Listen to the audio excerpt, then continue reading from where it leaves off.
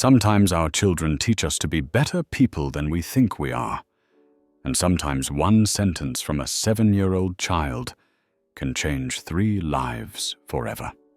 Thomas Novak stood at the window of his Prague villa and watched the storm. He was a successful company owner and single father of 7-year-old Annie.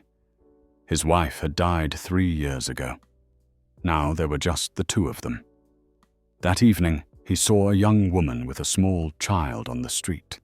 She stood in the rain under a lamp. She looked desperate. She was wet and scared. She held the child tightly in her arms. Annie came to the window and saw them too. "Daddy, we have to help her," she said. Thomas thought about it. He was not sure. But when he saw that mother in the storm, he knew he had to act. These decisions sometimes define us more than entire years of our lives. Before we return to this story, write us in the comments where you are watching from. And if this story touched you, give us a like, because we need to share stories about humanity. Tomorrow, I have another story prepared for you that will surprise you. The rain drummed against the windows of Thomas Novak's villa with the persistence of an unwelcome memory. 3 years had passed since Eva's funeral, but nights like this still brought her back to him in waves of grief that caught him off guard. The storm outside seemed to echo the tempest that had torn through his life when cancer took his wife, leaving him to navigate single fatherhood in waters he never expected to sail alone. Thomas sat in his leather chair, the same one where he used to hold Eva during her chemotherapy treatments, watching her fade away one day at a time. She had been only 32 when the doctors delivered their verdict. Stage 4 pancreatic cancer. 6 months to live, maybe less. They had given her 8 months and 2 weeks, and Thomas counted every single day as both a gift and a slow burning agony. Annie had been only 4 then, too young to understand why Mummy was always tired, why she couldn't pick her up anymore, why Daddy cried in the shower when he thought no one could hear. Thomas remembered the morning Eva couldn't get out of bed to make breakfast. It was a Tuesday in October, leaves falling like tears outside their bedroom window.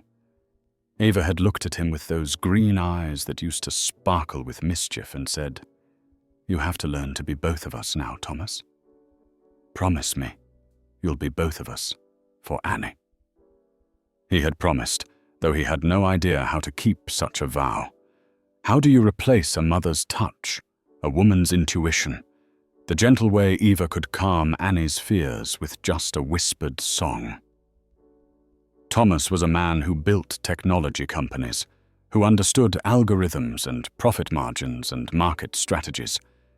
He knew nothing about ponytails or bedtime stories, or the way little girls' minds worked when they asked impossible questions about life and death and why bad things happen to good people. The first year after Eva's death had been a blur of nannies and housekeepers and well-meaning relatives who offered advice he couldn't follow through, tears he couldn't stop shedding. Annie had withdrawn into herself, speaking in whispers, clinging to a stuffed rabbit Eva had given her during those final weeks. The rabbit's name was Hope, and it smelled like Eva's perfume, a scent Thomas couldn't bear, but couldn't ask Annie to wash away. His business had suffered during Eva's illness and after her death. Thomas found himself unable to concentrate on quarterly reports when his daughter was struggling with nightmares, unable to care about stock prices when Annie would ask why God took Mummy away, but left the mean kids at school alone. His partner, Martin, had quietly taken over most of the day-to-day operations, allowing Thomas the space to grieve and to learn how to be a single father. Slowly, painfully, they had found their rhythm. Thomas learned to braid hair through YouTube videos and trial and error. He mastered the art of making pancakes, shaped like butterflies, and discovered that Annie inherited Eva's sweet tooth and her stubborn streak in equal measure. He learned to listen when Annie talked about her day. Really listen, not just nod while thinking about work. He learned that being present was more important than being perfect, that love could cover a multitude of parenting mistakes. The villa they lived in was Eva's dream house, purchased 2 years before her diagnosis, when Thomas's technology firm had secured its first major international contract. She had spent months decorating it, choosing every piece of furniture, every painting, every plant. After her death, Thomas couldn't bring himself to change anything. Annie's room remained exactly as Eva had designed it, all soft pastels and fairy tale murals.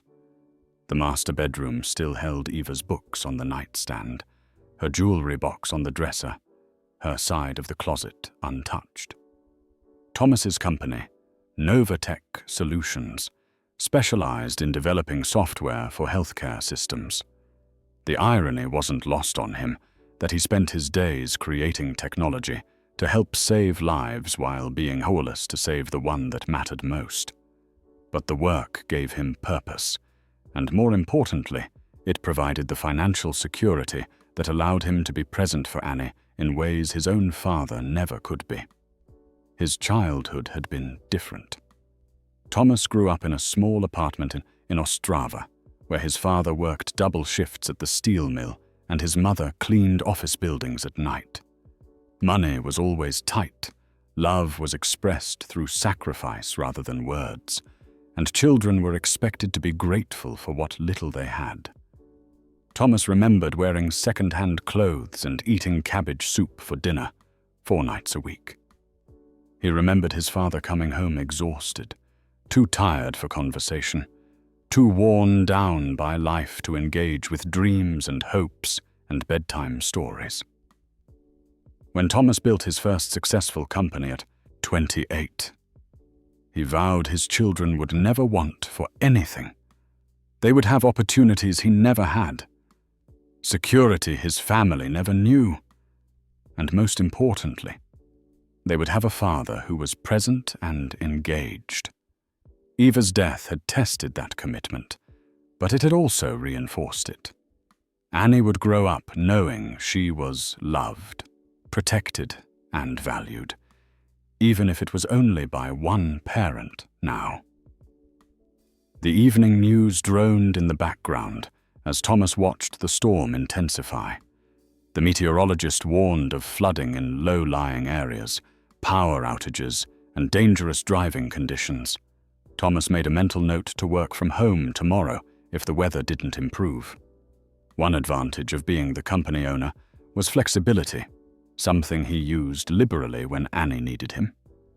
Annie was upstairs in her room, supposedly doing homework, but probably reading one of the fantasy novels she devoured like candy. At 7, she was already reading at a 5th grade level, a trait she inherited from Eva, who had been a literature teacher before marriage and motherhood changed her priorities. Annie had Eva's love of stories, her empathy for characters in books, and her ability to see magic in ordinary moments. Thomas often wondered what Eva would think of the man he had become since her death. Would she approve of his decisions? Would she think he was doing enough? Would she be proud of how Annie was growing up? Kind, intelligent, curious about the world, unafraid to speak her mind.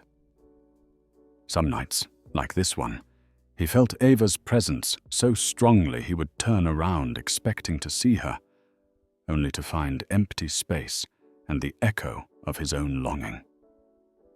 The storm outside showed no signs of abating. If anything, it seemed to be growing stronger, wind howling around the corners of the house like a living thing in pain. Thomas rose from his chair and walked to the large picture window that faced the street. The rain fell in sheets, turning the normally quiet residential street into a river of rushing water. Street lamps cast wavering circles of yellow light through the downpour, creating an almost otherworldly scene. It was then that Thomas noticed her. At first, he thought it might be a trick of the light, the way rain and darkness could create illusions. But as he pressed closer to the window, wiping away the condensation with his sleeve, he could see clearly. A young woman stood under the street lamp directly across from his house.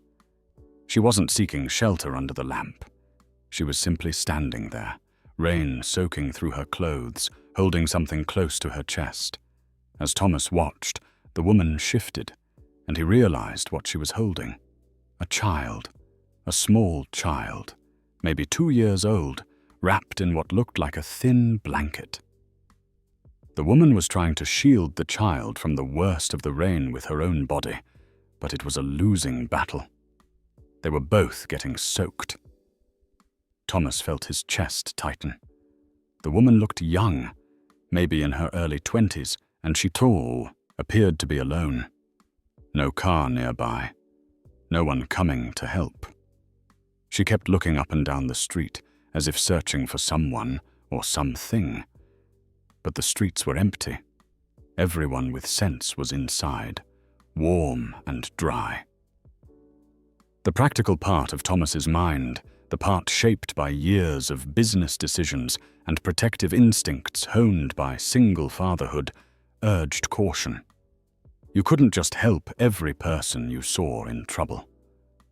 Prague had its share of problems, and a man with Annie's safety to consider couldn't afford to be naive. But something about the scene outside tugged at his conscience, at the part of him Eva had nurtured, the part that believed in helping others simply because it was right. "Daddy, what are you looking at?" Thomas turned to find Annie standing in the doorway, her long brown hair loose around her shoulders, wearing the pink pajamas Eva had bought her last Christmas. She had Eva's eyes, large, green, and infinitely expressive. Right now, they were curious and slightly concerned. "Just the storm, sweetheart. It's pretty intense out there." Annie padded across the room in her slippers and stood on her tiptoes to see out the window. Thomas lifted her up so she could get a better view, her small arms wrapping around his neck in the automatic way children have of seeking comfort and connection. "Oh," Annie said softly, and Thomas knew she had seen them too. The woman and child standing in the rain. "Daddy, why are they outside? Where do they live?" The questions hit Thomas like physical blows. Where do they live? It was possible they lived nowhere, at least nowhere safe and warm and dry. It was possible they were homeless, caught in the storm with nowhere to go. The thought made his stomach churn with a mixture of empathy and helplessness. "I don't know, Annie. Maybe they're waiting for someone to pick them up." But even as he said it, Thomas knew it wasn't true. The woman's posture spoke of desperation, not patience. She kept shifting her weight from foot to foot, trying to keep the child dry, but her movements were those of someone who had nowhere else to go. No plan B, no rescue coming. Annie was quiet for a long moment, watching the scene below. Then in the clear, matter-of-fact voice she had inherited from Eva, she said, "Daddy, we have to help her." The words hung in the air between them, like a challenge, a moral test Thomas hadn't expected to face on a stormy Tuesday night in October. Help her. It sounded so simple when a 7-year-old said it, so obviously right. But Thomas's mind immediately filled with complications, concerns, what-ifs that children don't consider because they haven't learned to be afraid of strangers, haven't developed the protective cynicism that comes with age and responsibility. "Annie, we don't know who they are. They could be cold and scared," Annie interrupted, still looking out the window. "The little boy looks like he's crying." Thomas looked more closely and felt his heart sink. Annie was right. The child was crying, his small face scrunched up in distress, though the sound was lost in the wind and rain. The woman was trying to comfort him, rocking slightly, but she looked close to tears herself. "Daddy?" Annie said, turning to look at him with those green eyes that could see straight through to his soul. "Remember what Mummy used to say about helping people?" Thomas closed his eyes briefly, remembering. Eva had always been the one to help stranded motorists, to give money to homeless individuals, to volunteer at the local shelter. She believed that kindness was never wasted, that every act of compassion made the world a little better. She had taught Annie those same values, and now Annie was teaching them back to him. "She said we help people because that's what good people do," Annie continued. "She said God puts people in our path when they need help, and we are supposed to be brave enough to help them." The simplicity and truth of it cut through all of Thomas's rational objections. Here was a woman with a child, standing in a dangerous storm, clearly in need of help. Here was his daughter, asking him to be the man Eva had believed him to be, the man he wanted Annie to become. And here he stood, safe and warm in his expensive villa, debating whether compassion was worth the risk. Thomas set Annie down gently and looked out the window one more time. The woman was still there, still trying to protect her child from the storm, still alone. The decision crystallized in his mind with sudden clarity. Some choices define who we are in ways that echo through generations. Some moments test whether our values are real or just words we tell ourselves to feel better about our comfortable lives. "Okay," Thomas said quietly. "Okay, Annie. We'll help her." Thomas grabbed his coat from the closet, his hands trembling slightly as he pulled it on. The car keys felt cold and heavy in his palm, a tangible symbol of the leap he was about to take into the unknown. Annie watched him with wide, hopeful eyes, clutching her stuffed rabbit against her chest. "Stay here, sweetheart. Lock the door behind me, and don't open it for anyone except me, okay?" "Okay, Daddy." "Tell them they can come inside where it's warm." The innocence of her words both warmed and terrified him. Annie saw the world through Eva's eyes, a place where kindness was always possible, where strangers were just friends you hadn't met yet, where love could solve most problems. Thomas envied that perspective, even as his adult mind catalogued all the ways it could lead to heartbreak, or worse. The storm hit him like a physical force the moment he stepped outside. Rain drove horizontally across the street, stinging his face and soaking through his clothes, despite the coat. The wind howled around the buildings, turning the normally quiet residential area into something from a disaster movie. Thomas had to lean forward just to make progress, his leather shoes slipping on the wet pavement. The woman saw him coming when he was still 20 feet away. Her head snapped up, eyes wide with a mixture of hope and fear. She instinctively pulled the child closer to her chest, a protective gesture that spoke of hard experience with strangers who might not have good intentions. Thomas slowed his approach, raising his hands in a gesture he hoped conveyed peace rather than threat. "Excuse me," he called over the wind, stopping about 10 feet away. "Are you all right? Do you need help?" Up close, she looked even younger than he had thought. Maybe 23 or 24, with dark hair plastered to her head by the rain, and brown eyes that held depths of exhaustion and worry that shouldn't exist in someone so young. The child in her arms was indeed a little boy, maybe 2 years old, with the same dark hair and his mother's eyes. He had stopped crying but was shivering violently, his small hands clutching at his mother's soaked sweater. "I'm sorry," the woman said, her voice barely audible over the storm.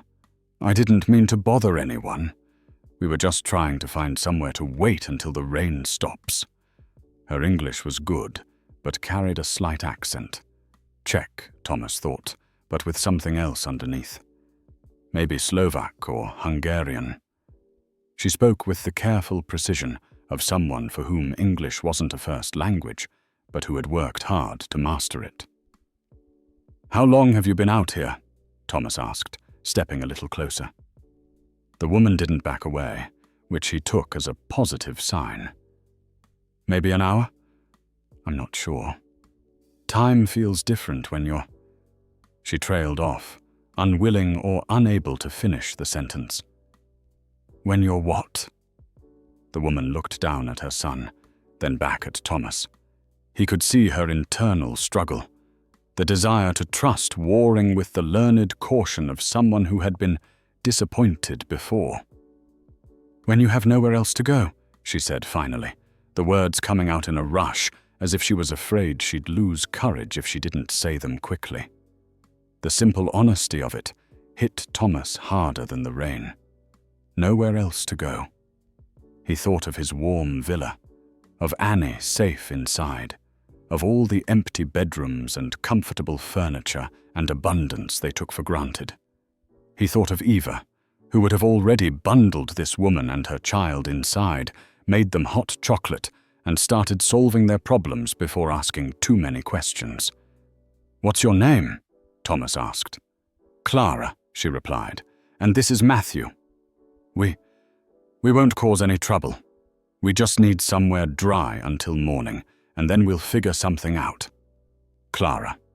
It suited her, a name that suggested clarity and brightness, qualities Thomas could see beneath the exhaustion and fear. Matthew had stopped shivering as much, whether from his mother's warmth or simple exhaustion. Thomas couldn't tell. The little boy's eyes were heavy, and he kept rubbing his face against Clara's shoulder in the universal gesture of a tired child seeking comfort.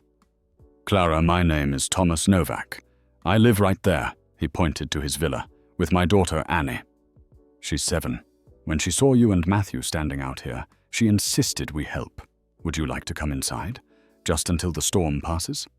The offer hung between them in the rain-soaked space, and Thomas could see Clara processing it, weighing the risks against the obvious need.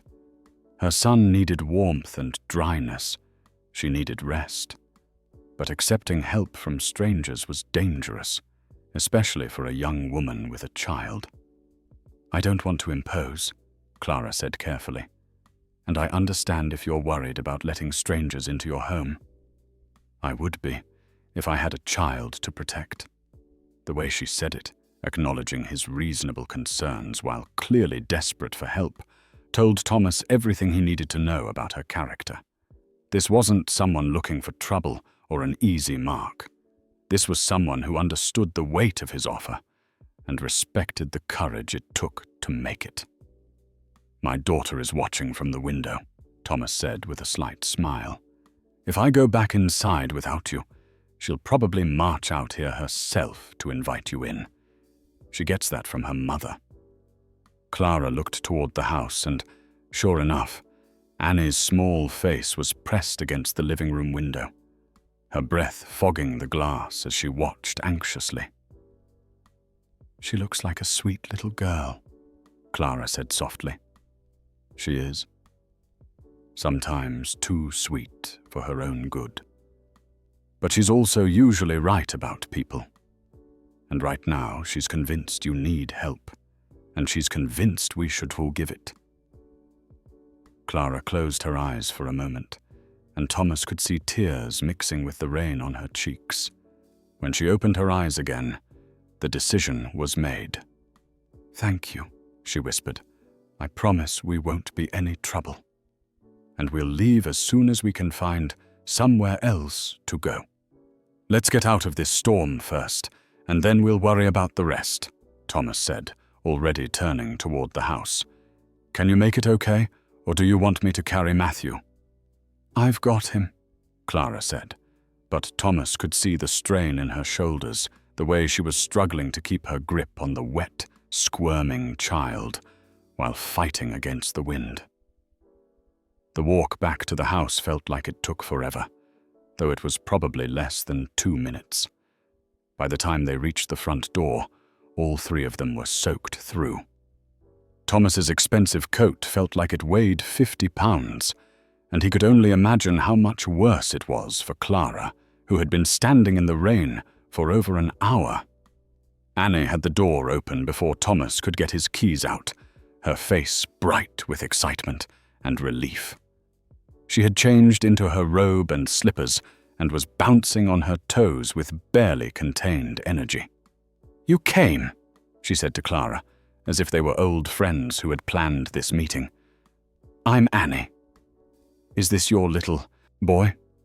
He looks cold. Mummy used to make the best hot chocolate when people were cold. But Daddy learned how to make it too, and it's almost as good." Clara smiled for the first time since Thomas had met her, a genuine expression that transformed her entire face. "This is Matthew," she said, shifting the little boy so Annie could see him better. "And I'm Clara. Thank you for asking your daddy to help us." "Daddy always helps people," Annie said, matter-of-factly. "That's what good daddies do. Come on, you need to get warm clothes on. Matthew looks like he might be sick if he stays cold." Thomas watched this exchange with a mixture of pride and amazement. Annie had Eva's gift for making people feel welcome, for cutting through awkwardness with simple kindness. Within 30 seconds, she had made Clara smile and given Matthew something to be curious about, besides his own discomfort. "Let me show you to the bathroom," Thomas said. "You can get cleaned up and dried off. I think I have some clothes that might fit you, and we'll find something for Matthew." As they climbed the stairs, dripping water on Eva's carefully chosen hardwood floors, Thomas caught sight of their reflection in the hallway mirror. A successful businessman, a desperate young mother, a tired child, and a 7-year-old girl who believed the world was fundamentally good, an unlikely group brought together by rain and compassion and the simple human need to help and be helped. He thought of Eva, wondered what she would make of this scene, and felt certain she would approve. She had always believed that families came in many forms, that love multiplied when shared, that there was always room at the table for one more person who needed a place to belong. Tonight, that philosophy would be put to the test in ways Thomas couldn't yet imagine. But as he watched Annie chattering to Matthew in her mixture of English and baby talk, as he saw Clara's shoulders begin to relax for the first time since he'd met her, he felt something he hadn't experienced in 3 years, the sense that his house might become a home again, even if only for one stormy night. The hot shower lasted nearly 20 minutes, and Thomas could hear the relief in Clara's quiet sobs through the bathroom door. He had given her a set of Eva's old clothes, soft cotton pants and a sweater that still smelled faintly of the lavender sachets Eva had loved. The clothes would be a little big on Clara's slight frame, but they would be warm and dry, which was what mattered most right now. Matthew had fallen asleep almost immediately after being changed into one of Annie's old pajamas, a set with cartoon dinosaurs that she had outgrown the previous year. Annie had insisted on giving him her second favorite stuffed animal, a small brown bear named Coco, and had tucked both child and toy into the guest bed with the solemnity of someone performing a sacred duty. "He's really tired, Daddy," Annie had whispered as they left the guest room. "I think he's been scared for a long time." The insight struck Thomas as both heartbreaking and remarkably perceptive. At 7, Annie already understood that fear could exhaust a person, that safety was something not everyone could take for granted. Ava would have been proud of the empathy their daughter was showing, the way she instinctively knew how to comfort a frightened child. When Clara emerged from the bathroom, she looked years younger. The hot shower had brought color back to her cheeks, and Eva's clothes, while loose, made her appear less fragile somehow. Her dark hair was still damp but clean, and she had stopped shivering. Most importantly, the desperate edge that had marked her every movement outside in the storm was beginning to fade. "Thank you," she said simply, the words carrying the weight of gratitude that went far beyond politeness. "I can't remember the last time I felt truly warm." Thomas was making hot chocolate in the kitchen, a skill he had indeed learned from Eva and refined through 3 years of single fatherhood. Annie sat at the breakfast bar, swinging her legs and chattering about school, her friends, and her plans for the weekend. She had appointed herself as the official welcomer, and Thomas could see Clara relaxing under the steady stream of innocent questions and observations. "Do you have a job?" Annie asked with the directness only children could manage. "Daddy has a job making computer stuff for hospitals. He says it helps doctors take better care of sick people." Clara's smile faltered slightly. "I had a job at a restaurant, but I lost it a few weeks ago.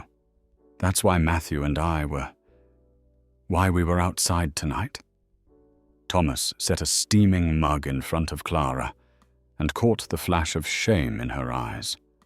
Losing a job was hard enough without having to explain it to strangers who had just rescued you from a storm.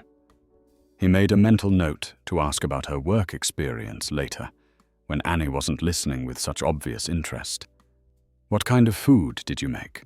Annie continued, oblivious to the undercurrents of adult conversation. "I like spaghetti and pizza, and sometimes fish if Daddy makes it with the lemon stuff."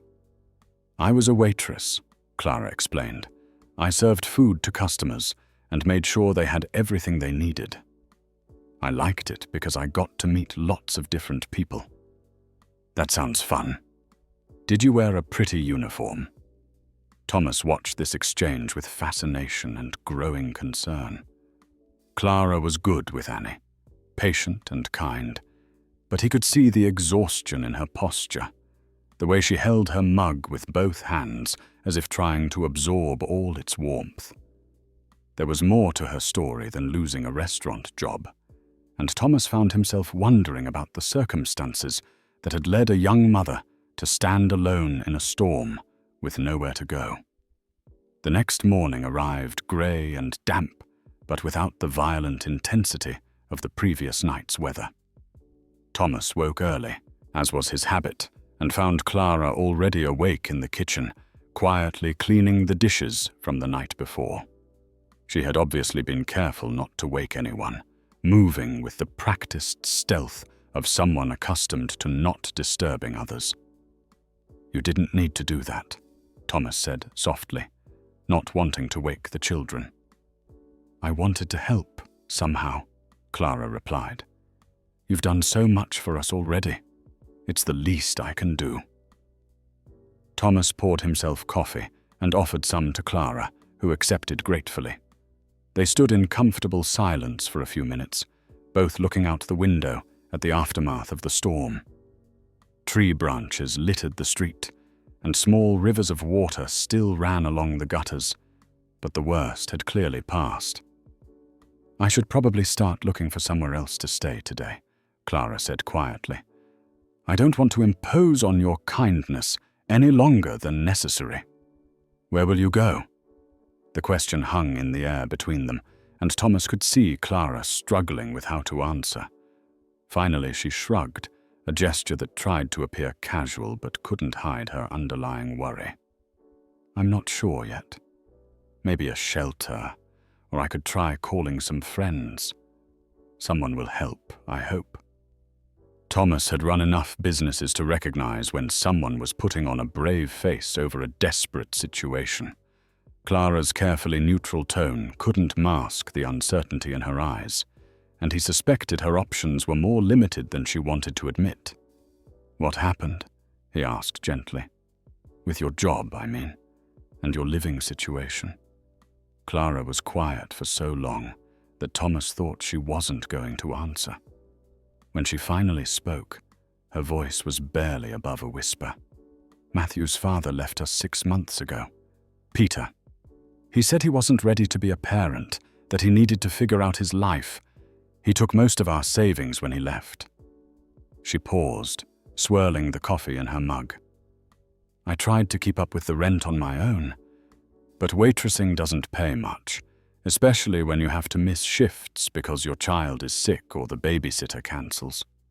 My landlord was patient for a while, but last month he said he couldn't wait any longer." Thomas felt a familiar anger building in his chest, the protective rage that came when he heard about adults failing to take care of the children who depended on them. He thought of his own commitment to Annie after Eva died, how the idea of abandoning her was literally unthinkable. What about family? Parents? Siblings? "My parents died in a car accident when I was 19. I have a sister, but she lives in Germany and has her own problems. I didn't want to burden her with mine." The picture Clara was painting became clearer with each detail. A young woman alone, abandoned by her partner, without family support, trying to raise a child on service industry wages in an expensive city. Thomas had read about such situations in newspapers, but meeting someone living that, reality made it starkly personal. "The restaurant where you worked, why did you lose that job?"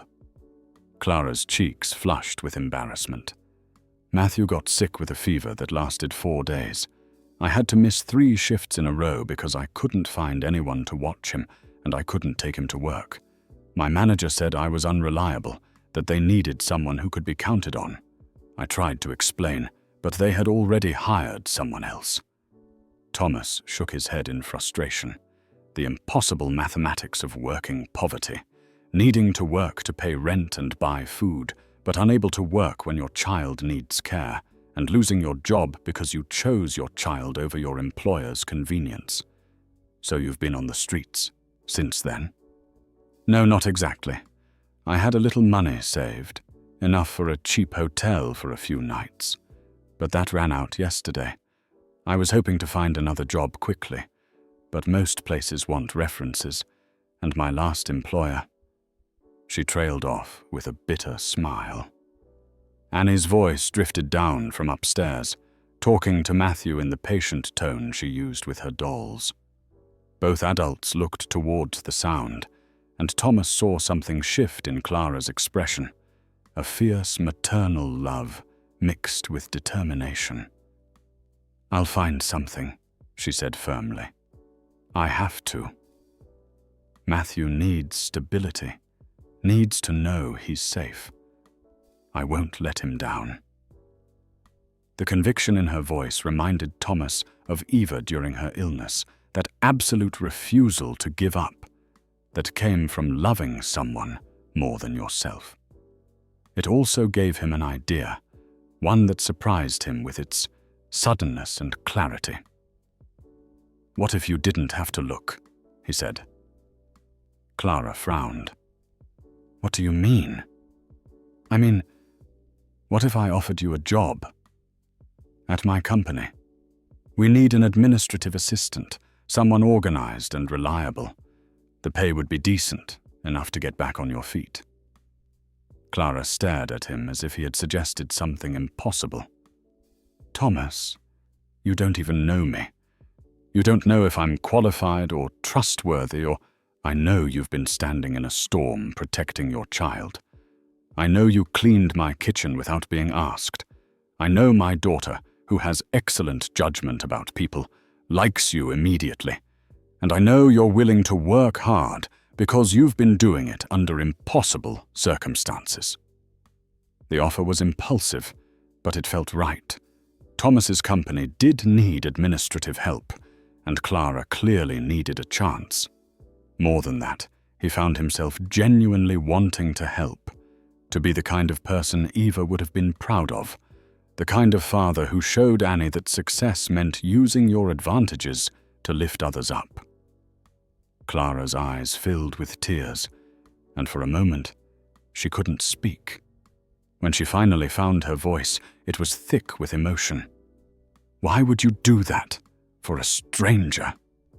Thomas thought of Eva, of Annie's simple declaration that they had to help, of all the times in his own life when a small kindness had made an enormous difference. Because sometimes, strangers are just people we haven't had the chance to know yet, he said. And because everyone deserves a fair chance to build a good life. Clara's first day at Novatech Solutions began with nervous energy that reminded Thomas of Annie's first day of school. She had insisted on arriving 30 minutes early, despite Thomas's assurances that she didn't need to prove her dedication quite so dramatically. She wore one of Eva's business blazers, altered hastily the night before to fit her smaller frame, and carried a notebook where she had written down every piece of advice Thomas had given her about the company. "I don't want to mess this up," she had whispered to him over breakfast, while Annie and Matthew ate pancakes shaped like animals. "This chance means everything to us." Thomas introduced Clara to the staff as their new administrative coordinator, a title he had invented to encompass the various tasks he hoped she could handle. His business partner, Martin, raised an eyebrow at the sudden hiring, but Thomas's explanation that they needed better organization was met with grudging agreement. The company had grown rapidly over the past 2 years, and their informal systems were showing strain. Clara's intelligence became apparent within hours. She absorbed information quickly, asked insightful questions about workflow and procedures, and by lunchtime had already identified 3 areas where efficiency could be improved. Her background in restaurant service had taught her to juggle multiple demands simultaneously and to remain calm under pressure, skills that translated surprisingly well to coordinating software development projects. "She's sharp," Martin commented privately to Thomas during their afternoon meeting. "Where did you find her?" "She found us," Thomas replied, which was true enough without getting into the full story of the storm and the moment that had changed 3 lives. At home, a different kind of adjustment was taking place. Annie had taken it upon herself to teach Matthew English words, creating elaborate games that involved pointing at objects around the house and having him repeat their names. Matthew, who had been shy and clinging to his mother since their arrival, began to relax under Annie's patient attention. His vocabulary expanded daily, and his first clear English sentence, "Annie is my friend," brought tears to Clara's eyes. "He's never had a big sister before," Clara told Thomas one evening as they watched the children play with blocks on the living room floor. Peter was an only child, and he never really understood how important it was for Matthew to have other children around. Thomas found himself thinking about Peter more than he cared to admit, wondering what kind of man could walk away from a woman like Clara and a child like Matthew. His own father had been distant and emotionally unavailable, but he had never abandoned his family entirely. The depth of Peter's selfishness seemed almost incomprehensible to someone who had fought so hard to be present for Annie after Eva's death. The children's friendship deepened with each passing day. Matthew began calling Annie Sister Annie, much to her delight, and she appointed herself his protector and teacher. When he had nightmares, she would pad across the hall to his room and sing him the same lullabies Eva had once sung to her. When he struggled to reach something on a high shelf, she would fetch her step stool and help him. When other children at the park stared at his mismatched, too big clothes, she held his hand and declared loudly that he was her brother, and anyone who had a problem with that would have to deal with her. Clara saved every penny she could from her new salary, determined to find an apartment for herself and Matthew as quickly as possible. She calculated rent costs, researched neighborhoods with good schools, and spent her lunch breaks calling landlords about available units. Thomas watched these efforts with mixed feelings, admiration for her independence and determination, but also a growing reluctance to see them leave. The house felt different with Clara and Matthew there. Not just because of the obvious additions. Matthew's toys scattered in the living room, Clara's coffee cup beside his in the morning, the sound of laughter echoing through rooms that had been too quiet for too long. There was something more fundamental that had shifted, a sense of completeness that Thomas hadn't realized was missing. Clara was an excellent housekeeper, but more than that, she brought a nurturing presence that complemented Thomas's more structured approach to domestic life. She remembered to buy the specific brand of cereal Annie preferred, noticed when Thomas was working too late, and would gently suggest he spend time with the children, and had an intuitive understanding of when someone needed comfort versus when they needed space. "She makes good cookies," Annie announced one Saturday morning, as Clara prepared a batch of chocolate chip cookies from Eva's recipe. "Almost as good as Mommy's." The casual comparison should have stung, but instead, Thomas felt something like relief.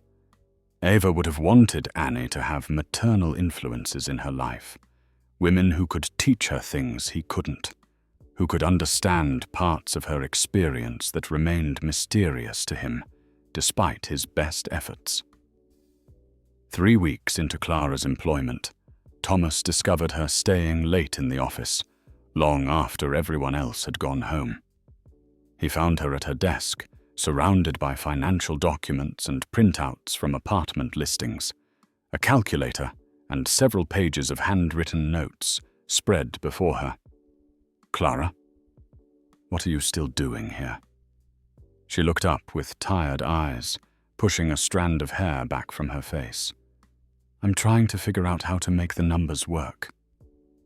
I've found a few apartments that might be affordable, but that's all. Security deposits and first month's rent." She gestured helplessly at the papers. "It's going to take longer than I hoped to save enough." Thomas pulled up a chair beside her desk and looked at the numbers she had written down.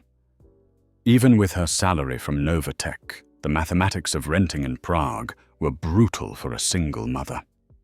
Most landlords wanted first month's rent, last month's rent, and a security deposit. 3 months of expenses up front before you could even move in. "What if you didn't move out right away?" he asked quietly. Clara's head snapped up. "Thomas, we've been there almost a month already. I'm sure you're ready to have your house back to normal. What if normal isn't what I want anymore?" The question surprised him as much as it did Clara.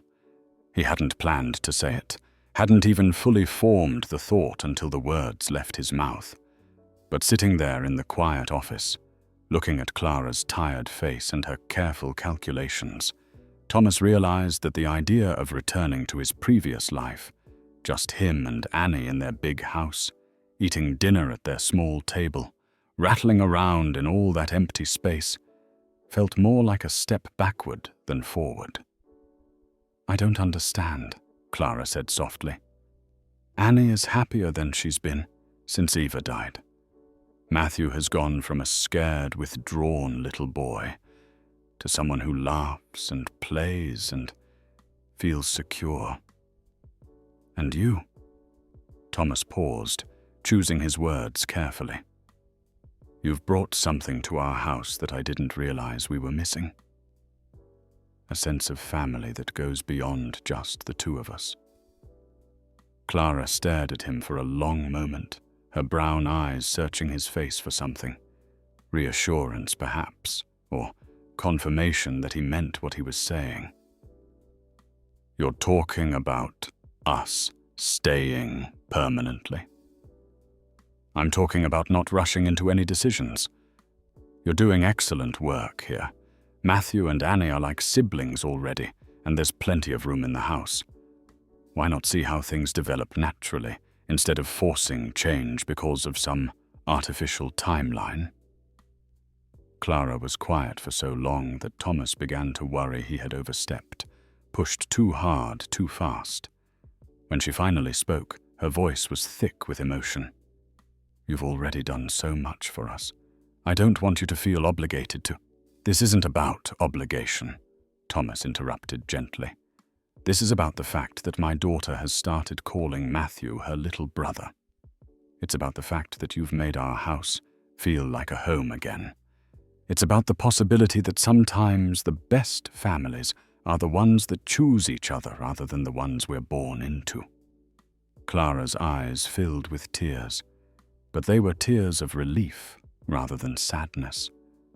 She nodded slowly, as if afraid that speaking might break the spell of this unexpected gift. "We'd like that," she whispered. "We'd like that very much." Outside the office windows, Prague sparkled in the evening light, a city full of possibilities and second chances. Thomas thought of Eva, wondered if she would approve of the way their family was expanding, and felt certain that she would. Love, she had always told him, was not a finite resource. It grew larger when shared, stronger when tested, more beautiful when it embraced the unexpected. 2 months had passed since that stormy night when everything changed, and the rhythm of their expanded household had settled into something that felt natural and right. Thomas woke each morning to the sound of children's laughter echoing through the halls, to Clara's quiet movements in the kitchen as she prepared breakfast for 4 instead of 2. The house that had once felt too large and too quiet now hummed with the gentle chaos of family life. Clara had proven herself invaluable at Novatech Solutions. Her organizational skills had transformed their project management system, and her gentle but firm approach with difficult clients had earned praise from everyone on the team. Martin, initially skeptical of Thomas's sudden hiring decision, now admitted privately that Clara might be the best employee they had ever brought on board. She worked with the dedication of someone who understood that second chances were precious gifts not to be wasted. At home, the transformation was even more remarkable. Matthew had blossomed from the frightened, clinging child Thomas had first seen in the storm into a confident, chattering toddler who raced through the house with Annie, built elaborate block towers, and had developed an impressive vocabulary that mixed English and Czech with the fearless enthusiasm of childhood. He had started calling Thomas Uncle Tom, a title that never failed to warm something deep in Thomas's chest. Annie had embraced her role as big sister, with the seriousness she brought to everything important in her life. She helped Matthew brush his teeth each morning, read him stories before bed, and had appointed herself his primary defender against any perceived injustice. When a child at the park had pushed Matthew down, Annie had marched over to deliver a lecture about kindness that would have made Eva proud. When Matthew had nightmares about being cold and alone, Annie would climb into his bed and whisper reassurances until he fell back asleep. "They're good for each other," Clara observed one evening as they watched the children play a complicated game that seemed to involve dolls, toy cars, and an elaborate storyline only they understood. Matthew has never had a sibling before, and Annie needed someone who looked up to her, who needed her protection. Thomas nodded, thinking about how parenthood had changed since Eva's death. When it had been just him and Annie, he had felt the weight of being everything to her, father and mother, protector and nurturer, the sole source of stability in her world. With Clara and Matthew in their lives, that burden had lifted somewhat. Annie had other people to love and be loved by other relationships that enriched her understanding of family and belonging. The neighbors had begun to accept the new family configuration with the adaptability of people who had seen enough of life to know that happiness came in many forms. Mrs. Krakova from next door had initially raised eyebrows at the sight of Clara hanging laundry in the backyard, but when she learned that Clara was helping to care for Annie while working full-time, Her expression had softened into approval. Mr. Svoboda, the elderly widower across the street, had taken to waving at Matthew each morning and had once commented to Thomas that it was nice to see children playing in the garden again. "She seems like a good woman," Mrs. Krakova had said to Thomas one Saturday morning as they both worked in their gardens while the children played nearby. "And those little ones are lucky to have each other." Family is what you make it, not what other people expect it to be. Thomas had been surprised by the acceptance, even support, their unconventional arrangement had received. He had worried about judgment, about people assuming things about his relationship with Clara that weren't true, about the potential impact on his business reputation. Instead, most people seemed to recognize what he was beginning to understand himself, that they had created something precious and worth protecting. The evenings had become Thomas's favorite time. After dinner, they would often sit in the living room together, Clara reading or working on laptop tasks, while Thomas helped Annie with homework. Matthew would play quietly with his toys, occasionally bringing a book to Clara for her to read aloud. Sometimes Thomas would catch Clara watching him and Annie work through math problems or practice spelling words, her expression soft with something that looked like contentment. These moments felt sacred to Thomas, reminiscent of the family life he had shared with Eva, but different in ways that were impossible to articulate. With Eva, there had been the easy intimacy of marriage, the shared history of young love and mutual discovery. With Clara, there was something more careful, more deliberately constructed, a family built on conscious choice rather than romantic passion, on mutual respect and shared responsibility for the children they both loved. One evening in late spring, as Prague bloomed with the promise of summer, Annie made an announcement that caught both adults off guard. "I drew a picture of our family at school today," she said, presenting a colorful drawing that showed 4 stick figures standing in front of a house. The figures were clearly meant to represent Thomas, Clara, Annie, and Matthew, all holding hands and smiling. "My teacher said it was beautiful and asked if I wanted to put it on the bulletin board." Thomas studied the drawing, noting how Annie had drawn them all the same size except for Matthew, who was appropriately smaller, and how she had used bright, happy colors for their clothes and faces. In the corner of the paper, she had written "My family" in her careful 7-year-old handwriting. "It is beautiful, sweetheart," Clara said softly. "Did you tell your teacher about Matthew?" "I told her he was my little brother, and that you take care of us when Daddy is working late. She said it sounded like we have a very nice family." The casual way Annie spoke about their family, as if their configuration was the most natural thing in the world, struck Thomas with unexpected force.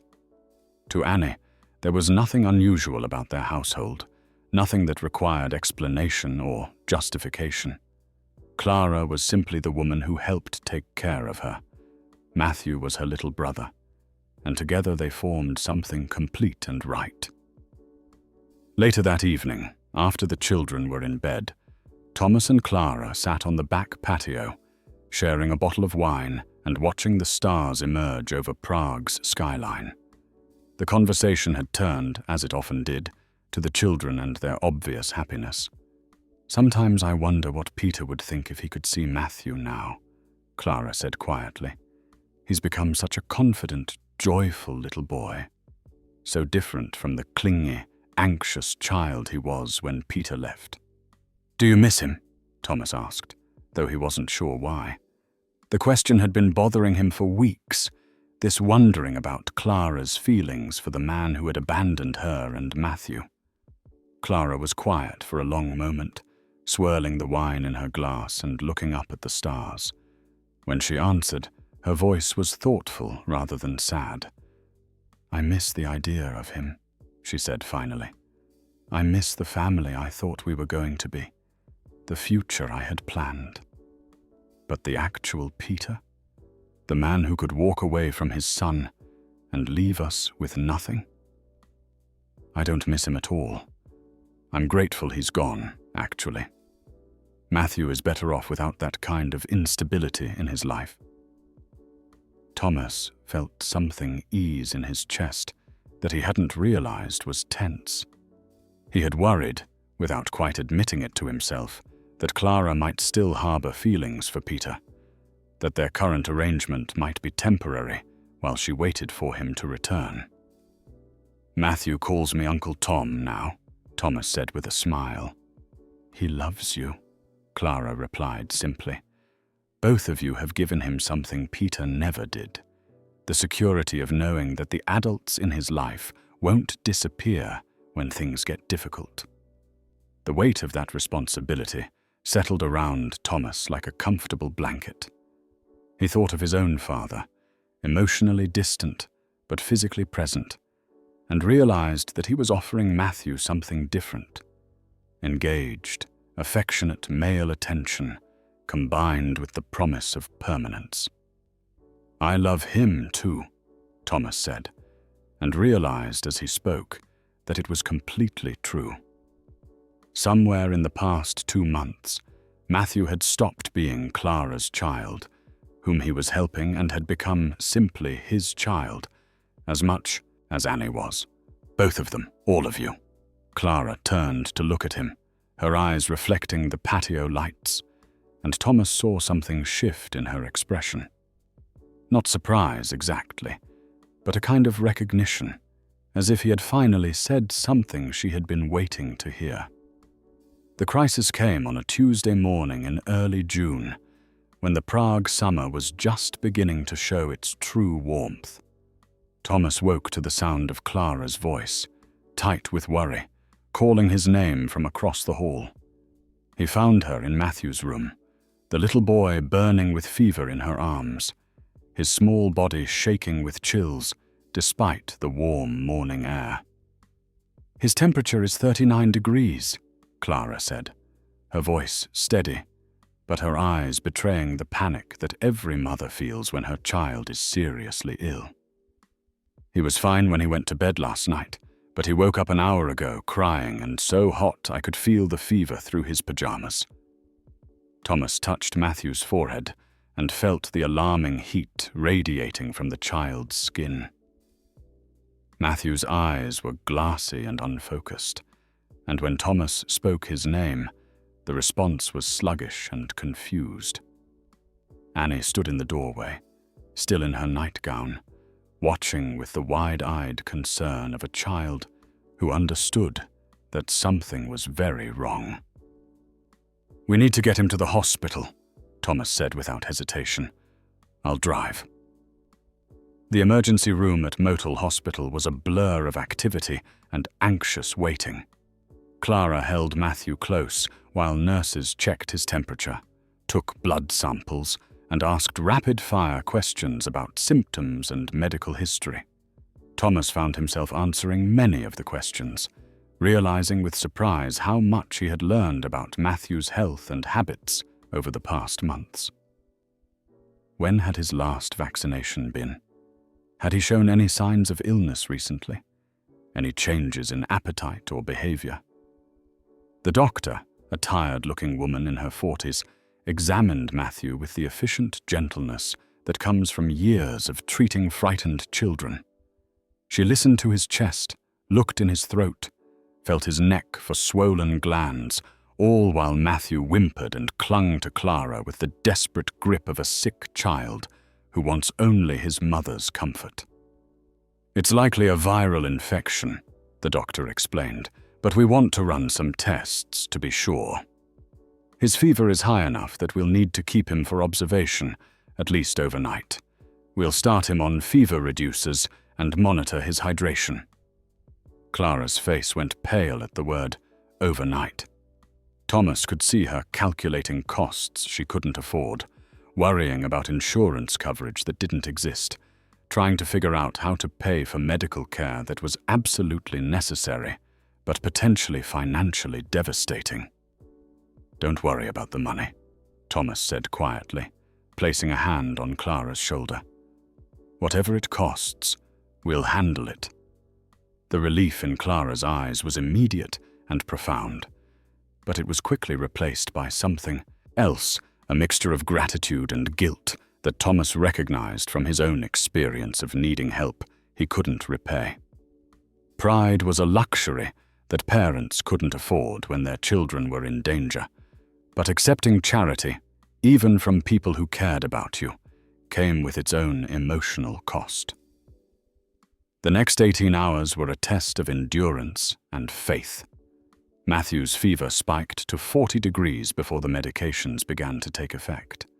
And during those frightening hours, Thomas understood viscerally what it meant to love a child who wasn't biologically yours, but who had become yours in every way that mattered. When Matthew's small hand gripped his finger with surprising strength, when the little boy whispered, "Uncle Tom, I'm scared," in a voice hoarse from fever, Thomas felt the same protective fury, the same desperate helplessness that he had experienced during Eva's illness. Annie insisted on staying at the hospital, despite Thomas's suggestions that she might be more comfortable at home. She curled up in a chair beside Matthew's bed, reading him stories from a book Thomas had grabbed from the house, her young voice steady and soothing, even when Matthew was too sick to respond. Clara watched this display of sisterly devotion with tears in her eyes, perhaps understanding for the first time how completely Annie had accepted Matthew as her brother. "She's been like this since we arrived," Thomas told Clara during one of their brief conversations in the hallway, while Annie maintained her vigil. "She appointed herself as his protector, and she takes the job seriously." "She learned that from you," Clara replied. "The way you've protected both of them, made them feel secure. She's modeling what she's seen." Thomas hadn't thought of it that way, but he could see the truth in Clara's observation. Annie had watched him navigate the challenges of their unconventional family with patience and commitment, and now she was offering the same steadfast support to Matthew. The realization filled him with a pride that had nothing to do with biology and everything to do with the values they had managed to instill despite the complicated circumstances of their lives. The turning point came during the second night, when Matthew's fever finally broke and he fell into the deep, peaceful sleep of recovery. Thomas had dozed off in his chair when he felt a small hand touching his face. He opened his eyes to find Matthew looking at him with clear, alert eyes for the first time in 2 days. "Uncle Tom," Matthew whispered, his voice still weak but unmistakably lucid. "Are you my daddy now?" The question hit Thomas like a physical blow, not because it was unwelcome, but because it articulated something he had been afraid to acknowledge even to himself. Over the past months, he had indeed become Matthew's father in all the ways that mattered: provider, protector, teacher, comforter. The legal relationship didn't exist. The biological connection wasn't there, but the emotional reality was undeniable. "Do you want me to be?" Thomas asked softly. Matthew nodded against his pillow, a smile spreading across his pale face. "And Annie is my sister, and Clara is my mama, and we're all family together." "Yes," Thomas said, his voice thick with emotion. "We're all family together." Clara had been standing in the doorway, listening to this exchange, and when Thomas looked up at her, he saw tears streaming down her face. Not tears of sadness, but tears of recognition and relief, and something that looked very much like love. She came to the bed and gathered Matthew into her arms, kissing his forehead and whispering words of gratitude in a mixture of Czech and English. The hospital discharged Matthew the next morning with instructions for rest, plenty of fluids, and follow-up visits. As they gathered their things to leave, Thomas realized that something fundamental had shifted during their crisis. They had faced their first major challenge as a family unit, and they had come through it together. More than that, they had come through it stronger, more bonded, with a clearer understanding of their commitment to each other. In the car on the way home, Annie held Matthew's hand and chatted about all the things they would do when he felt better. Clara sat beside Thomas in the front seat, occasionally reaching back to check Matthew's temperature, her relief evident in every gesture. Thomas drove carefully through Prague's morning traffic, hyper-aware of his precious cargo, thinking about how much his life had changed since that stormy night when he had stepped outside to help a stranger. That evening, as they settled back into their normal routine, with Matthew tucked safely in his bed and Annie reading beside him, Thomas and Clara found themselves alone on the patio again.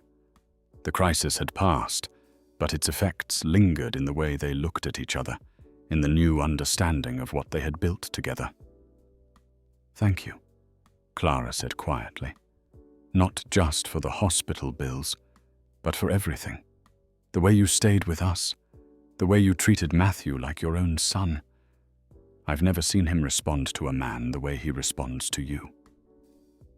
"He is my son," Thomas replied, and the words felt completely natural. Maybe not by blood, but in every other way that matters. Just like Annie is your daughter now, even though Eva gave birth to her. Clara's eyes filled with tears again, but she was smiling. "We really are a family, aren't we? Not the traditional kind, but the kind that chooses each other and sticks together through the hard times." "The best kind," Thomas agreed, reaching across the space between their chairs to take her hand. "The kind built on love and choice rather than obligation and accident." Above them, the Prague sky sparkled with summer stars, and somewhere in the house, 2 children slept peacefully, secure in the knowledge that they were loved and protected and part of something bigger than themselves. It had taken a medical crisis to clarify what they all meant to each other, but now there was no doubt. They were a family in the truest sense of the word, and nothing would change that. The letter arrived on a Thursday morning in late July, delivered by registered mail to Clara's attention at the Novatech Solutions office. Thomas was in a client meeting when Clara knocked on his door, her face pale and her hands shaking as she held the official-looking envelope. The return address read, Brabeck and Associates, Legal Services, and something about Clara's expression made Thomas's stomach drop with foreboding. "I need to talk to you," Clara said quietly. "It's about Matthew." Thomas excused himself from the meeting and followed Clara to the small conference room they used for private discussions. She sat down heavily in one of the chairs and stared at the unopened envelope as if it might contain a bomb rather than legal correspondence. "It's from Peter's lawyer," she said finally. "I recognize the firm name. Peter used them for some business issues before he left." Thomas felt a cold anger begin to build in his chest. What could he possibly want after all this time? Clara's hands shook as she opened the envelope and unfolded the formal letter inside. Her eyes moved across the text, and with each line she read, her face grew paler. When she finished, she set the letter down on the table and looked at Thomas with an expression of pure devastation. "He wants Matthew," she whispered. "Peter is filing for custody. He says he's in a better financial position now, that he can provide a stable home environment, and that it's in Matthew's best interest to be with his biological father." Thomas felt the world shift around him, as if the ground had suddenly become unstable. He reached for the letter and read it himself, his lawyer's training allowing him to parse the legal language that Clara might have missed. The petition was professionally prepared and strategically crafted. Peter claimed that Clara was living in an irregular situation with a man who wasn't Matthew's father, that she had no permanent address of her own, that her employment was dependent on the charity of someone who might have questionable motivations regarding her relationship with Matthew. "This is ridiculous," Thomas said, though he could see the legal strategy clearly. "He abandoned you both, left you homeless and penniless. No court would—" "He's Matthew's biological father," Clara interrupted, her voice hollow. "And everything he says about our situation, technically it's true. I don't have my own apartment. My job came through your generosity. We're living in your house in an arrangement that most people would find unusual." Thomas read further and felt his anger intensify. The petition suggested that Thomas might have inappropriate motivations for housing a young woman and her child, that Clara might be in a vulnerable position that compromised her to make independent decisions about her son's welfare. The implications were subtle but clear, that their family arrangement was somehow improper or exploitative. "When did he file this?" Thomas asked. 2 weeks ago, according to the date. The hearing is scheduled for next month." Thomas's mind raced through the legal implications. Family court judges were supposed to prioritize the best interests of the child, but biological fathers had strong legal presumptions in their favor, especially when they could demonstrate financial stability and traditional family arrangements.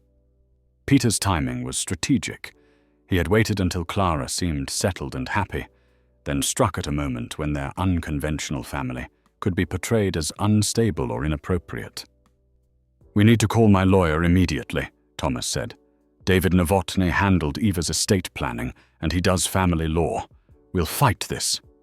Clara shook her head, tears beginning to flow down her cheeks.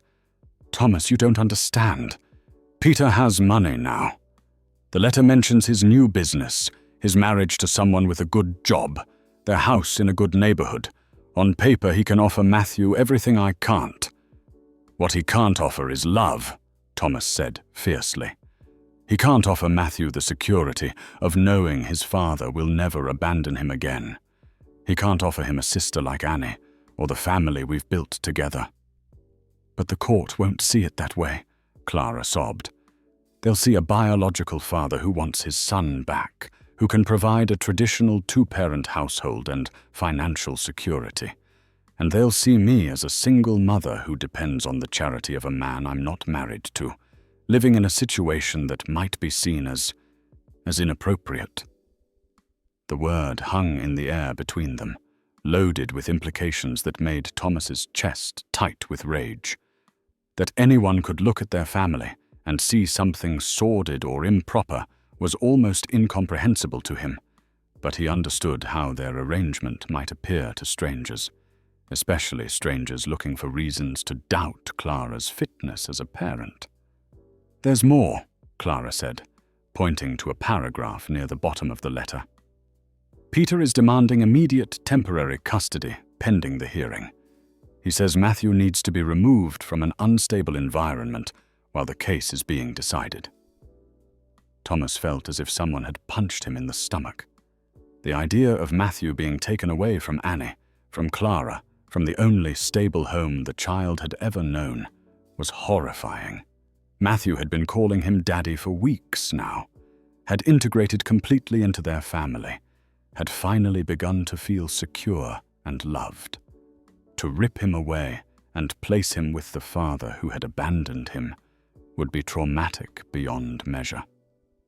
"He can't do that," Thomas said, though even as he spoke he wasn't sure it was true. Emergency custody orders were possible when a child's welfare was supposedly at risk, and a skilled lawyer could probably argue that their living arrangement constituted some kind of risk. Clara stood up abruptly and walked to the window, wrapping her arms around herself as if she were cold despite the summer heat. "Maybe he's right," she said quietly. "Maybe I've been selfish, thinking I could give Matthew everything he needs. Peter can offer him a real family, stability, legitimacy." "Clara, no," Thomas said, standing to face her. Don't let him manipulate you into thinking this is about Matthew's welfare. This is about control, about Peter proving he can take back what he walked away from. But what if the court agrees with him? What if they decide Matthew would be better off with his biological father and a stepmother who can provide a traditional home? Clara's voice broke on the words. I can't bear the thought of fighting him in court and losing. I can't bear the thought of Matthew being caught in the middle of a custody battle. Thomas could see the fear in Clara's eyes, the way Peter's legal maneuvering had shaken her confidence in everything they had built together. For months, she had been growing stronger, more secure, more confident in her role as Matthew's mother and as a valued member of their family. Now, in the space of a single letter, Peter had managed to undermine all of that progress. Listen to me, Thomas said, taking Clara's hands in his. Matthew belongs with us. He belongs with you, with Annie, with the family that has loved him and protected him, and never once considered abandoning him. We're not going to let Peter waltz back into his life just because he's decided being a father might be convenient now. But how do we fight this? I don't have money for lawyers, and even if you help me, what judge is going to choose our complicated arrangement over a traditional married couple? Thomas felt a thought forming in his mind, an idea that was both obvious and terrifying. He had been avoiding it for months, telling himself that what they had was perfect as it was, that they didn't need legal recognition or social approval to be a real family. But Peter's challenge had made it clear that their emotional reality meant nothing in a courtroom. What mattered were legal relationships, official documents, recognized statuses. What if we weren't just a complicated arrangement? Thomas said quietly. What if we were a traditional married couple too? Clara stared at him, not understanding at first. When realization dawned in her eyes, she stepped back, shaking her head. Thomas, you can't be serious. You can't marry me just to help me keep Matthew. That's not fair to you, or to Eva's memory, or what if it's not just about keeping Matthew? Thomas interrupted. What if it's about making official what we've already become? Clara, we've been a family for months.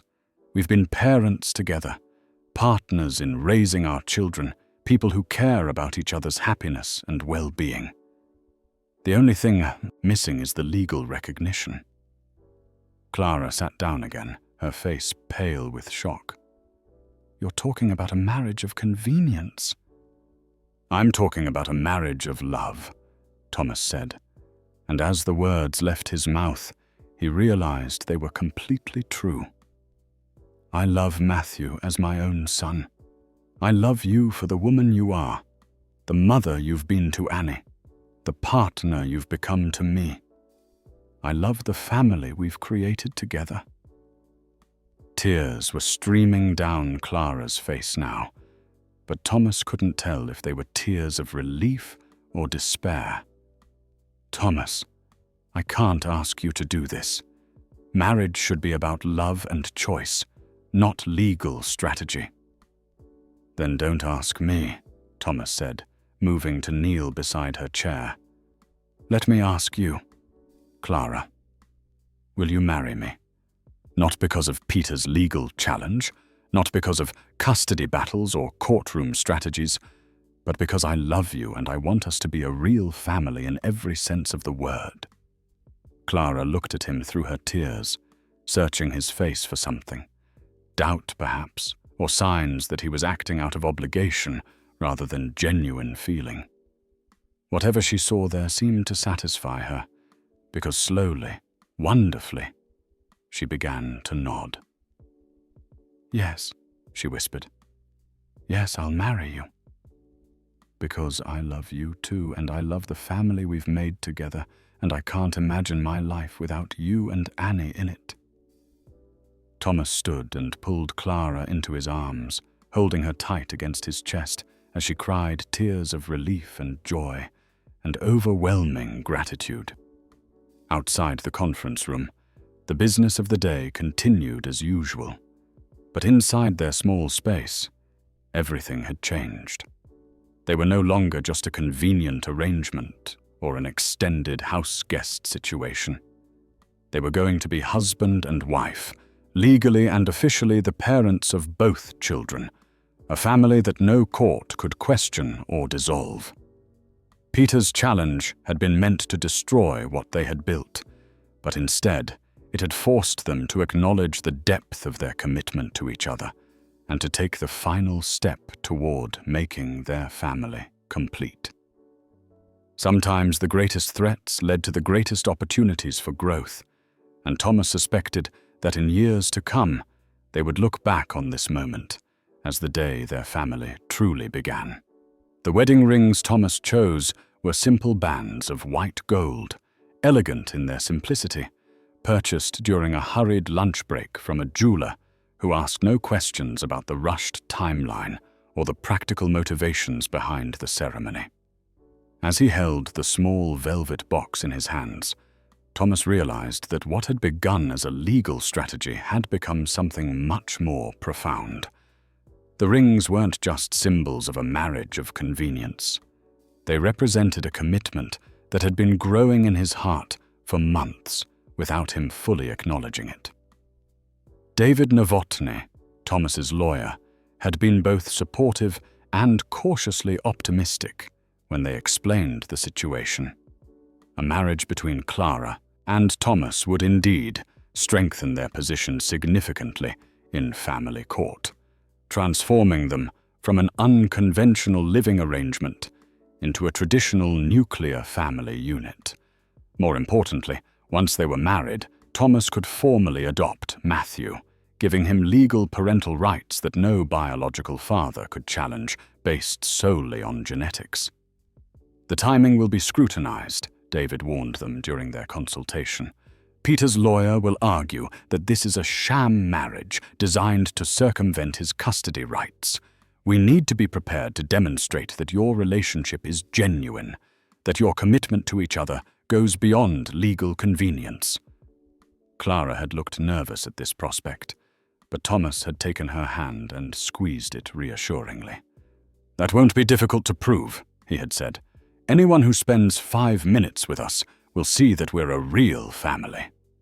The civil ceremony was scheduled for the following week, a small affair at Prague's City Hall with only Annie and Matthew as witnesses.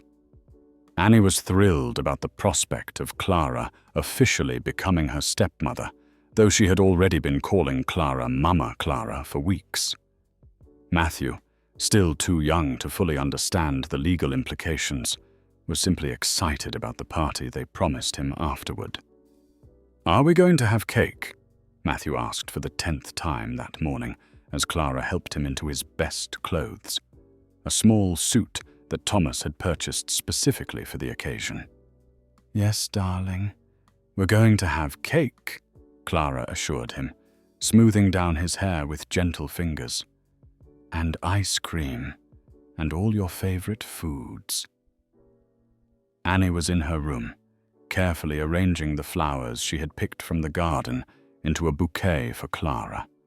She had taken her role as maid of honor very seriously, spending hours planning every detail of the ceremony and reception. Thomas found her there, tongue poking out in concentration as she wrapped ribbon around the flower stems. "They're beautiful, sweetheart," Thomas said, sitting on her bed to watch her work. "Mummy would have loved Clara," Annie said without looking up from her task. "I think she would be happy that we found each other." The simple wisdom of children never failed to amaze Thomas. Annie had no doubt that Eva would approve of their expanding family, no concern about divided loyalties or competing memories. In her mind, love was abundant rather than scarce, and adding Clara to their family took nothing away from Eva's place in their hearts. "I think you're right," Thomas agreed. "Mummy always wanted us to be happy and to help people who needed help. Clara and Matthew needed us, and we needed them too." Annie nodded seriously, then looked up at Thomas with Eva's green eyes. "Daddy, are you nervous about getting married?" The question caught Thomas off guard. He had been so focused on the legal and practical aspects of their wedding that he hadn't taken time to examine his own emotions about the ceremony. But as Annie asked, he realized that yes, he was nervous. Not about marrying Clara, but about the magnitude of the commitment they were making, the way this single act would transform all their lives irrevocably. "A little," he admitted. "It's a big step, and I want to make sure I do everything right." "You will," Annie said, with the confidence that only a 7-year-old could possess. "You're good at taking care of people, and Clara makes you smile more than you used to." Thomas was struck by the observation. He hadn't realized that his emotional state was so transparent to his daughter. But Annie was right. Clara did make him smile more, laugh more, feel more alive and engaged with the world than he had since Eva's death. She had brought light back into their house in ways that went far beyond her practical contributions. The morning of the wedding dawned clear and bright. Prague's summer sky a brilliant blue that seemed to promise good fortune. Thomas woke early, as was his habit, and found Clara already up, making coffee in the kitchen with the quiet efficiency that had become so familiar over the past months. She was wearing a simple blue dress that complemented her dark hair and brown eyes, and Thomas felt his breath catch as he looked at her. "Good morning, future husband," Clara said with a shy smile that made her look younger than her 24 years. "Good morning, future wife," Thomas replied, accepting the coffee cup she offered him and noting how natural the words felt on his tongue. They stood together in the kitchen where they had shared so many morning conversations, where Clara had first told him about her circumstances, where they had planned their days and discussed their children's needs.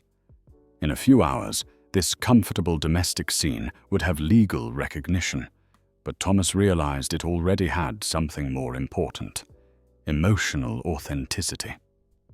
"Are you having any second thoughts?" Clara asked quietly, her vulnerability showing despite her attempt at casual conversation. Thomas set down his coffee cup and took her hands in his, noting the slight tremor in her fingers that betrayed her nervousness. "The only second thoughts I'm having are wondering why it took us so long to get to this point." Clara's smile was radiant, transforming her entire face with joy and relief. "I love you," she said simply.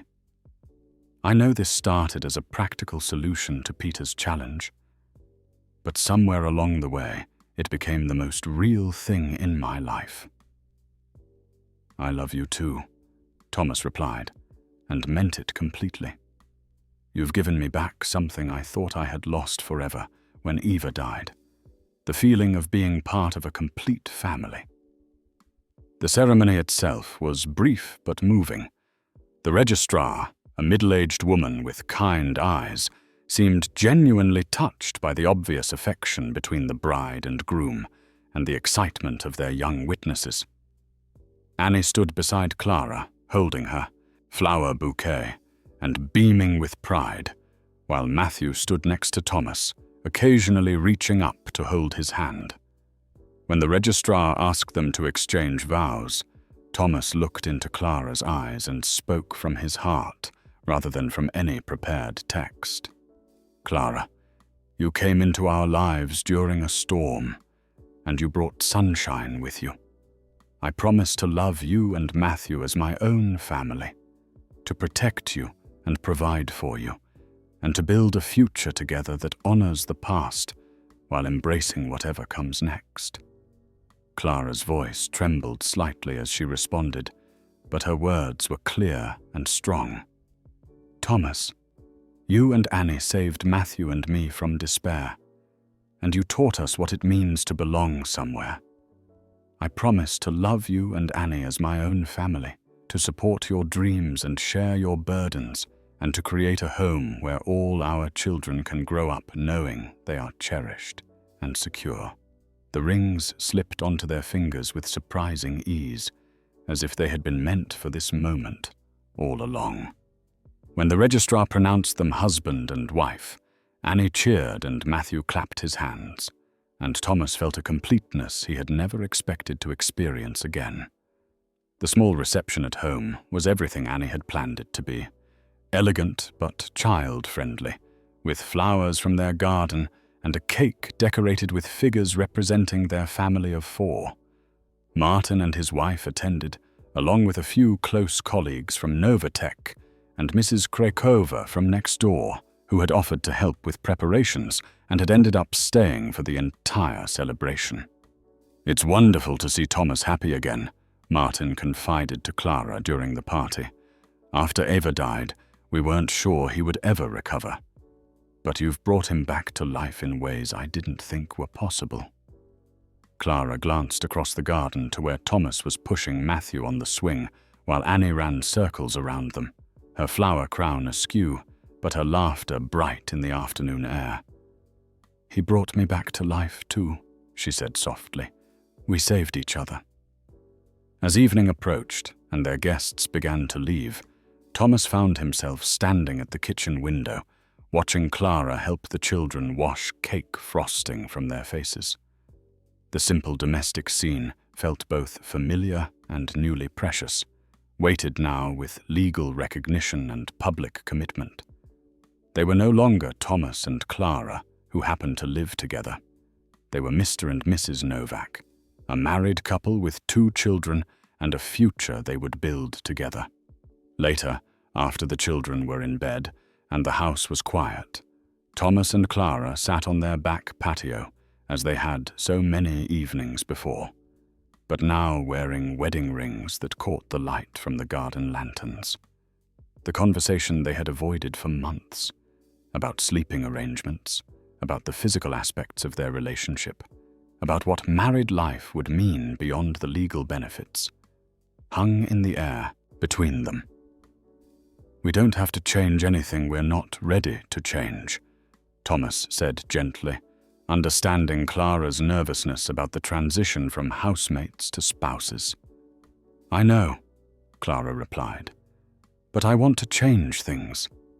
I want this to be a real marriage in every sense, not just a legal arrangement. I want to be your wife, not just Matthew's mother who happens to live in your house." Thomas felt something shift in his chest, a door opening that he had kept carefully closed since Eva's death. "Are you sure?" "There's no pressure, no expectations." Clara moved from her chair to sit beside him, taking his face in her hands and looking directly into his eyes.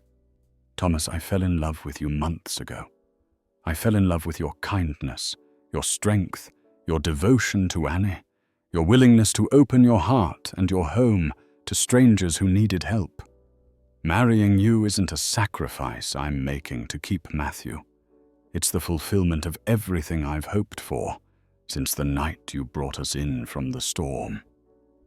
Thomas kissed her then, soft and sweet in the garden they had both tended, surrounded by the evidence of the life they had built together.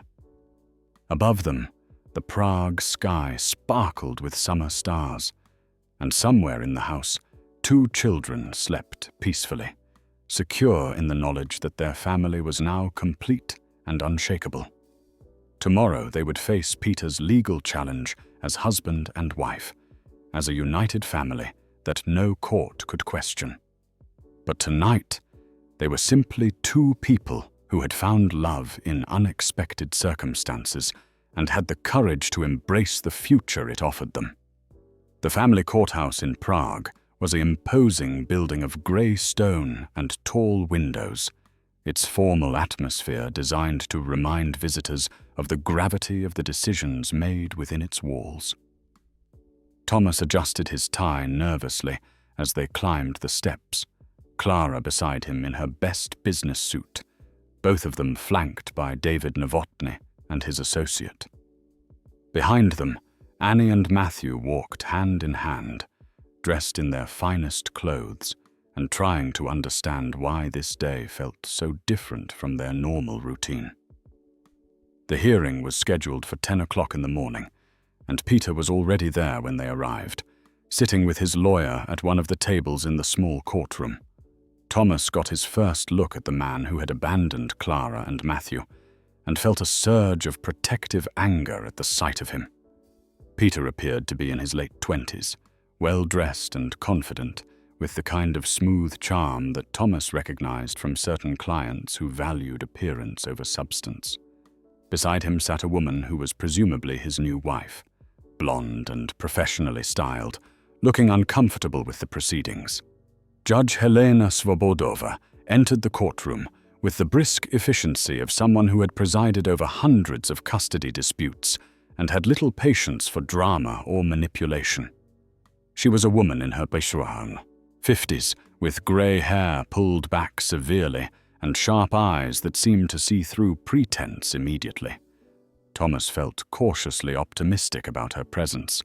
She looked like someone who would prioritize facts over emotional manipulation. Peter's lawyer spoke first, presenting his client's case with the polished confidence of someone accustomed to winning. Peter, he argued, was Matthew's biological father, who had experienced a period of immaturity and poor judgment, but had since established himself as a responsible adult with a stable marriage and successful business. He could provide Matthew with a traditional two-parent household, financial security, and the benefits of a father's guidance during crucial developmental years. My client acknowledges that he made mistakes in the past, the lawyer continued smoothly, but he has learned from those mistakes and is now in a position to offer his son everything a child needs: stability, security, and most importantly, the love of his biological father. Thomas watched Clara's face as she listened to this sanitized version of Peter's abandonment, saw the way her jaw tightened when the lawyer described leaving her and Matthew as merely a period of poor judgment. David had prepared them for this strategy. Peter would minimize his abandonment while maximizing his current advantages, painting himself as a reformed man who deserved a second chance at fatherhood. When Peter himself took the witness stand, Thomas studied the man who had caused Clara and Matthew so much pain. Peter spoke confidently about his new business ventures, his marriage to Helena, a nurse, and their comfortable home in a good neighborhood. He expressed regret for his past actions, while emphasizing his current stability and his genuine desire to be part of his son's life. "I was young and scared when Matthew was born," Peter testified, his voice carefully modulated to convey sincerity. "I made the mistake of thinking that running away would solve my problems, but I've learned that real men face their responsibilities. I want to be the father Matthew deserves, and I can provide him with opportunities and stability that his current situation cannot match." The judge's questions were pointed and direct. Why had he waited so long to assert his parental rights? What had changed in his circumstances that made him believe he was now capable of proper parenting? How did he plan to help Matthew adjust to yet another major change in his living situation? Peter's answers were rehearsed, but convincing. He spoke about personal growth, professional success, and the stability his marriage provided. He expressed concern about Matthew's current living arrangement, suggesting without directly stating that there was something inappropriate about Clara living with a man she wasn't married to, especially with children in the house. "I understand that Mr. Novak has been generous in helping Clara and Matthew," Peter said with calculated reasonableness, "but children need the security of knowing they're with their real family, not dependent on the charity of strangers, however well-intentioned." Thomas felt David's restraining hand on his arm as anger flared through him. The calculated cruelty of Peter's words, the way he diminished their family bond by calling it charity, made Thomas want to stand up and defend everything they had built together. But David had coached them well. Emotional outbursts would only damage their case. When it was time for Clara to testify, Thomas watched her walk to the witness stand with a mixture of pride and anxiety. She looked small and vulnerable in the formal courtroom setting, but her voice was steady as she began to tell her story. She spoke about the months after Peter left, about struggling to provide for Matthew alone, about the fear and uncertainty that had dominated their lives before Thomas and Annie took them in. Matthew was withdrawn and anxious when his father left, Clara testified, her hands folded carefully in her lap. He had nightmares. He clung to me constantly, and he seemed to understand somehow that we weren't safe anymore. It took months of stability and love before he began to feel secure again. Peter's lawyer objected when Clara began to describe their current family life, arguing that testimony about their living arrangement wasn't relevant to Peter's fitness as a father. But Judge Svobodova overruled the objection, clearly interested in understanding the full context of Matthew's situation. Clara's voice grew stronger as she described the transformation in Matthew since joining Thomas and Annie's household. She talked about his relationship with Annie, his attachment to Thomas, his progress in language development and social skills. She described a child who had gone from fearful and clingy to confident and joyful, who called Thomas Daddy and Annie Sister with complete naturalness. Matthew has never been happier or more secure, Clara concluded, her eyes finding Thomas's across the courtroom. He's part of a family that chose to love him, that has never once considered him a burden or an obligation. Taking him away from that stability would be devastating to his emotional development. Thomas's testimony came next, and as he walked to the witness stand, he felt the weight of 3 lives depending on his ability to articulate what their family meant to all of them. David had prepared him for the kinds of questions he might face, but nothing could have prepared him for the intensity of speaking about his love for Matthew and Clara in front of the man who had abandoned them. "Mr. Novak," David began, "can you describe your relationship with Matthew?" "Matthew is my son in every way that matters," Thomas said clearly, looking directly at the judge. "I've been there for every milestone since he came into our lives. His first words in English, his first day feeling secure enough to play without clinging to his mother, his first time calling me Daddy. I've sat up with him during fever, taught him to ride a bicycle, read him bedtime stories every night for months. Biology doesn't make someone a father.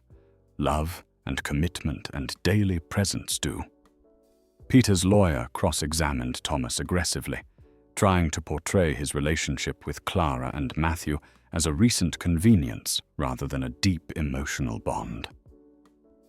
The lawyer suggested that Thomas's marriage to Clara was a sham designed to circumvent Peter's parental rights, that his attachment to Matthew was possessive rather than nurturing. "Isn't it true, Mr. Novak, that you only married Mrs. Novak after my client filed for custody?" "The timing was accelerated by your client's legal action," Thomas admitted, "but the commitment was already there. We had been functioning as a family for months. The marriage simply made official what was already true in our hearts and our daily lives. And if my client withdraws his custody petition, would you consider ending this marriage?" The question was designed to trap him, to make him admit that the marriage was purely strategic. But Thomas looked across the courtroom at Clara, at Annie and Matthew sitting together in the gallery, and felt the absolute certainty of his feelings. "No," he said firmly. "Clara is my wife because I love her and choose to spend my life with her. Matthew is my son because I love him and have committed to being his father for the rest of his life. Your client's legal actions didn't create those feelings. They simply forced us to recognize them and act on them sooner than we might have otherwise. The judge's most penetrating questions came when she asked about Matthew's adjustment to yet another potential change. Mr. Novak, if I award custody to the biological father, how do you think Matthew would handle being separated from you and your daughter? Thomas felt his chest tighten as he considered the question. Your Honor, Matthew has experienced enough abandonment and instability in his short life.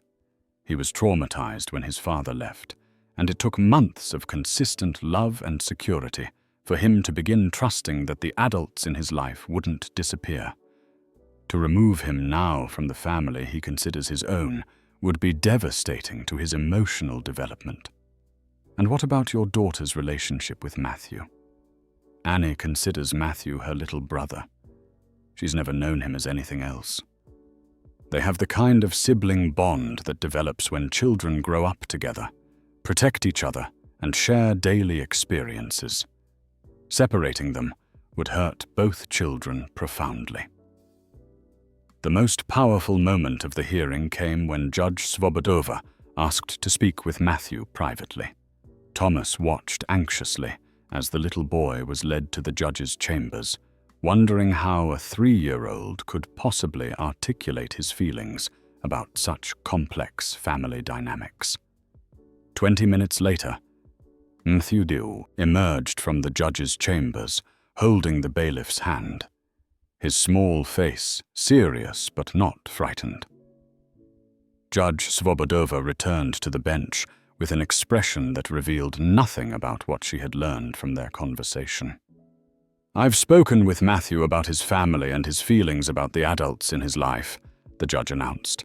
While I cannot repeat everything we discussed due to the child's privacy, I can tell you that his responses were clear and consistent about where he feels he belongs and who he considers his family. Peter's lawyer made a final argument about biological rights and traditional family structures, emphasizing his client's legal standing as Matthew's natural father. But Thomas could see that something had shifted in the courtroom's atmosphere after the judge's private conversation with Matthew. There was a sense of resolution building, as if the most important testimony had already been given by the person whose future hung in the balance. David's closing argument was passionate but controlled, focusing on the best interests of the child rather than the legal rights of the adults. He painted a picture of Matthew's transformation from a fearful, clingy child to a confident, happy boy who had found security and love in his current family. He emphasized the trauma that another major disruption would cause, the importance of stability during crucial developmental years, and the depth of the bonds Matthew had formed with Thomas and Annie. Your Honor, David concluded, this case is not about competing parental rights or legal technicalities. It's about a little boy who has finally found a home where he is loved, protected, and valued. Matthew has already chosen his family through his words, his behavior, and his emotional attachments. I respectfully ask this court to honor that choice and allow him to remain where he has found peace and happiness. The courtroom fell silent as Judge Svobodova reviewed her notes one final time. Thomas reached for Clara's hand, feeling her trembling as they waited for the decision that would determine their family's future. Behind them, Annie and Matthew sat quietly, sensing the gravity of the moment, even if they didn't fully understand its implications. I will render my decision after a brief recess, Judge Svobodova announced, and the courtroom erupted in the quiet chaos of people needing to move, to stretch, to speak in whispers about what they had witnessed. Thomas and Clara stepped outside into the Prague sunshine, holding each other tightly as they prepared to learn whether their family would survive intact or be torn apart by legal decree. When Judge Svobodova returned to the courtroom, the silence was so complete that Thomas could hear his own heartbeat echoing in his ears. Clara's hand gripped his so tightly that her wedding ring pressed into his palm, a small circle of metal that had become the symbol of everything they were fighting to protect. Behind them, Annie and Matthew sat perfectly still, sensing that this moment would determine the shape of their future. "I have considered all the testimony presented today," Judge Svobodova began, her voice carrying the weight of legal authority and human compassion. "This case presents a conflict between biological parentage and psychological parentage, between legal rights and the best interests of the child. My decision must be guided not by adult convenience or competing claims, but by what serves Matthew's welfare most completely." Thomas felt his throat tighten with anxiety. The judge's tone revealed nothing about which way her decision would lean, and every word seemed to stretch endlessly as she built toward her conclusion. "The biological father, Peter Novak, has presented evidence of his improved circumstances and his desire to be part of his son's life. However, the court cannot ignore the fact that he voluntarily relinquished his parental role for over a year, leaving Matthew and his mother in desperate circumstances. Children are not possessions that can be reclaimed when convenient, and parental rights carry corresponding responsibilities that cannot be abandoned and then reasserted without consequence." Peter's face had grown pale as the judge spoke, and Thomas could see his lawyer making notes frantically, perhaps preparing for an appeal. But Judge Svobodova was not finished. "More importantly, I have spoken with Matthew himself, and his understanding of family relationships is both clear and heartbreaking in its simplicity. When I asked him who his daddy was, he immediately said Uncle Tom, and when I asked him to clarify, he explained that Uncle Tom takes care of him, reads him stories, and promised never to leave him. When I asked about his father Peter, Matthew looked confused and said he didn't know who that was." The words hit Peter like physical blows, and Thomas saw him flinch with each revelation about his son's feelings. Clara began to cry quietly, tears of relief and gratitude streaming down her face. "Furthermore," the judge continued, "Matthew spoke about his sister Annie with the kind of affection and protective instinct that develops between children who consider themselves true siblings. He described their daily routines, their games, their mutual care for each other with the natural ease of a child who has never questioned these relationships." Judge Svobodova looked directly at Peter before delivering her final verdict. "While I acknowledge your legal standing as Matthew's biological father, I cannot ignore the fact that you forfeited your psychological and emotional claim to that relationship when you abandoned your family. Matthew has formed primary attachments to Thomas and Clara Novak, and to Annie Novak. These are not casual relationships or temporary arrangements. They represent the child's understanding of where he belongs and who constitutes his family." The courtroom held its collective breath as the judge prepared to announce her decision. "Therefore, the court finds that it is in Matthew's best interest to remain with Thomas and Clara Novak, who have provided him with stability, love, and security during a crucial period of his development. The petition for custody change is denied. Furthermore, I am approving the adoption petition that Mr. and Mrs. Novak filed yesterday, making Thomas Novak Matthew's legal father with all the rights and responsibilities that entails. The explosion of relief and joy that Thomas felt was matched by Clara's sobbing embrace and Annie's delighted squeal from the gallery. Matthew, not fully understanding the legal proceedings, but recognizing the happiness around him, clapped his hands and called out, "Daddy!" "Sister!" Thomas turned to see his son reaching for him, and in that moment, he understood that family was indeed something you chose and built and fought for, not something determined by biology or legal documents. Peter and his lawyer gathered their papers and left quickly, Peter's face a mask of disappointment and anger. His new wife followed silently, and Thomas felt a moment of pity for the man who had gambled on reclaiming a son he had never truly known, and had lost decisively. But the pity was brief, overwhelmed by gratitude and the pure joy of knowing that their family was safe and legally recognized. Outside the courthouse, in the Prague sunshine that seemed brighter than it had any right to be, their small family group embraced and cried and laughed together.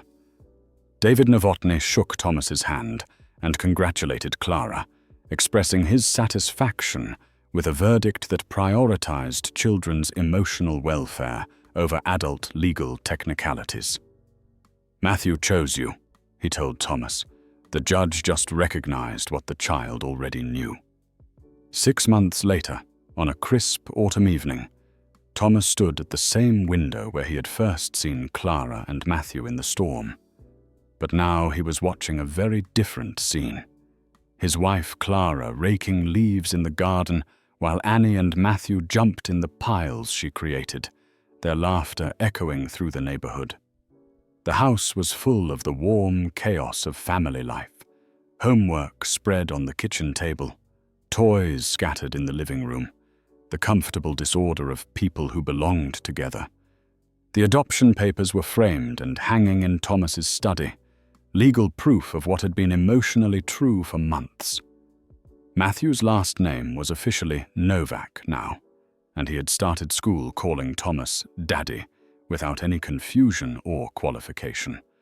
Annie had seamlessly transitioned into calling Clara Mom and considered Matthew her full brother in every sense that mattered. Clara's transformation was perhaps the most remarkable of all. The frightened, desperate young woman who had stood in the storm had become a confident wife and mother, a valued employee at Novatech Solutions, and a cornerstone of their family's happiness. She had enrolled in evening business classes, determined to build a career that would contribute meaningfully to their household, and Thomas supported her ambitions with the same devotion she showed to their family. As Thomas watched his family play in the golden light of evening, he thought about the phone call he had received that morning from Mrs. Krakova.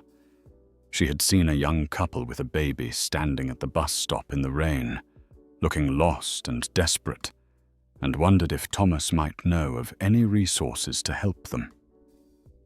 "We can't save everyone," Clara had said when he told her about the call. "But we can help when we can, the way people helped us." They had driven to the bus stop together and found the couple. Teenagers, really, with a baby barely 6 months old and nowhere to go. The girl reminded Thomas achingly of Clara that first night, scared and trying to be brave for her child's sake. They hadn't brought them home, but they had taken them to a shelter, made sure they had food and warm clothes, and given them Thomas's business card with an offer of help finding work when they were ready. The storm that had brought Clara and Matthew into their lives had taught Thomas something profound about the nature of family and love. Sometimes the most important people in your life arrive unexpectedly in moments of crisis when you think you're just helping a stranger. Sometimes the families you choose are stronger than the ones you're born into, and sometimes a single act of kindness can change multiple lives in ways that ripple forward through generations. As night fell over Prague and Thomas called his family inside for dinner, he carried with him the knowledge that love multiplies when shared, that courage grows when tested, and that sometimes the best thing you can do for your children is show them how to open their hearts to people who need help. Their family had been forged in a storm and strengthened through trials, and it would endure because it was built on the solid foundation of choosing each other every day in every way that mattered.